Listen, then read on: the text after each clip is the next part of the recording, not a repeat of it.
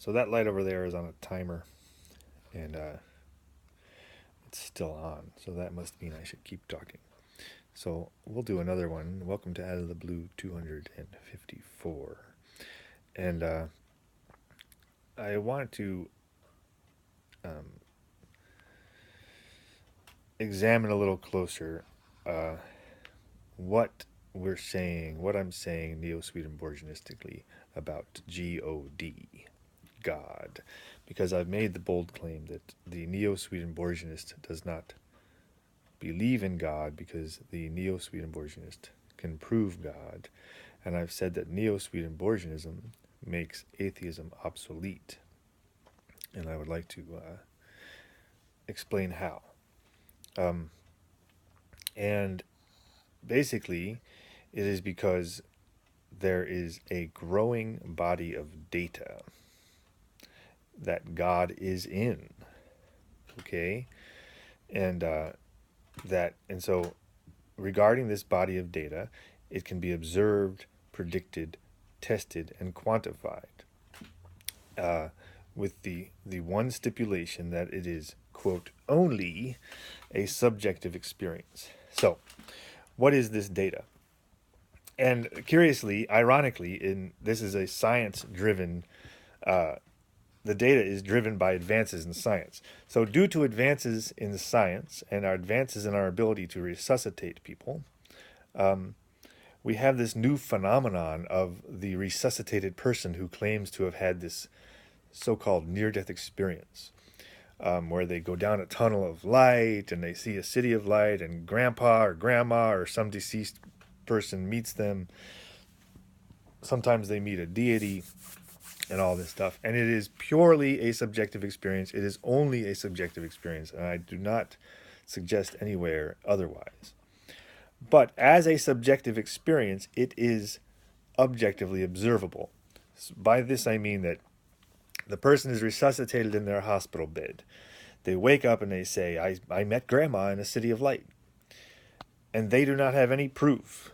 Okay, they cannot show you anything about grandma. So what they're saying is a subjective experience which they cannot prove. But to the observers at the bedside, they see this. They're observing it. That phenomenon can be observed, is being observed, has been observed, and is happening all the time. And there's this growing body of anecdotal, right? Anecdotal evidence about this experience.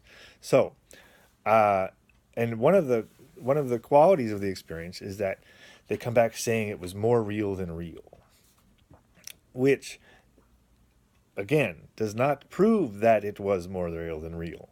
What it proves is that it appears more real than real. So, let's just call it an illusion. Let's just say that they did not travel to another realm. They closed their eyes, and their physiology created this illusion.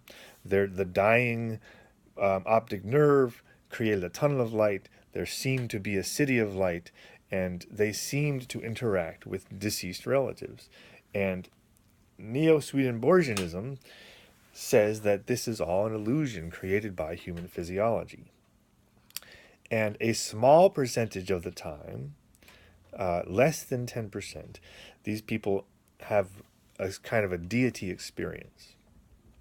They meet God, or they meet Jesus, or they meet a glowing angel, or something like that. And I've said this before, I have not had this experience. I've only read about it. But there is a consistency to this, where this happens at a quantifiable rate. Okay?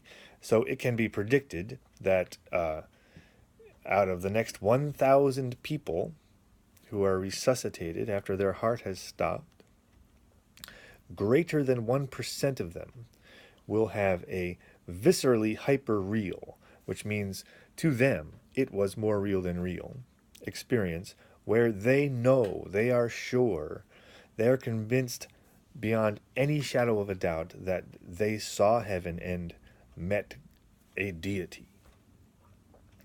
This experience, this subjective experience, can be predicted for.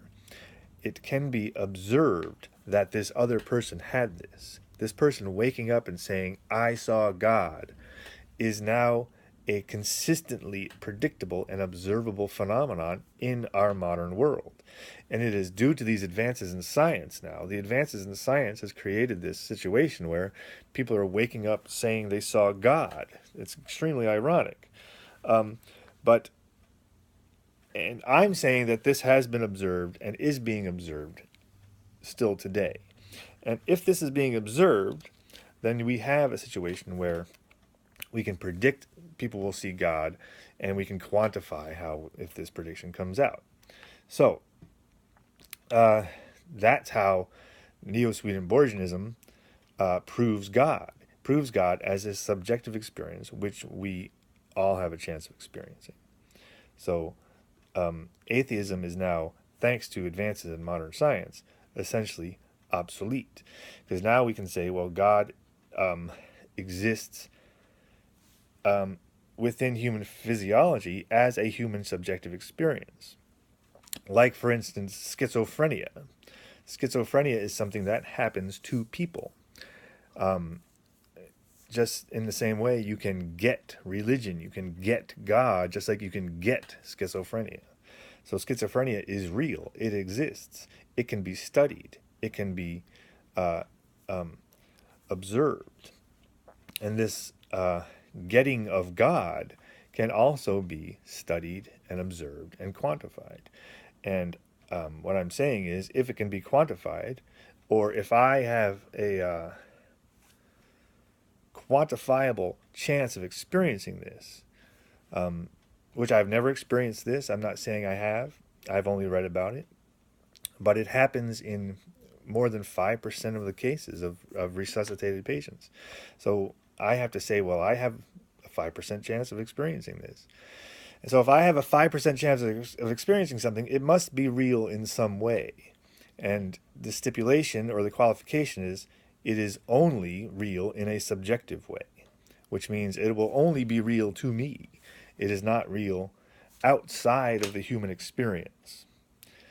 And so I'm not saying that God can be objectively proven outside the human experience. Objectively, it can be proven as a subjective experience within human reality. It's an existential reality. Now, if you're with me that far, that means now we're talking within a secular humanist framework now. So we're saying that humans are this organism that evolved on this planet, and we've evolved these large brains which have a conceptual self, and we can think rationally and we can think imaginatively, and that this God experience is a product of all that, which turns the whole thing upside down. So instead of God being the prime mover, creating humanity, we have humanity being created just like the rest of biology on Earth, developing these advanced brains, having this ego which does not want to die, and the afterlife and heaven and God being a product of that. So basically, God is the end result. We have evolved. God is a product of evolution.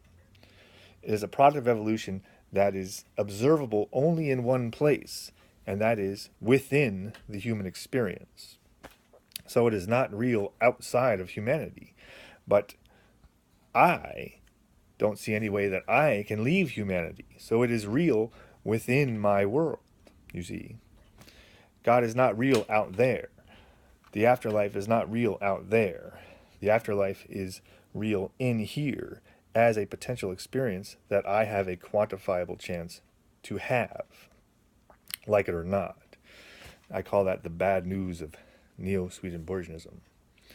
Anyway, thanks for listening.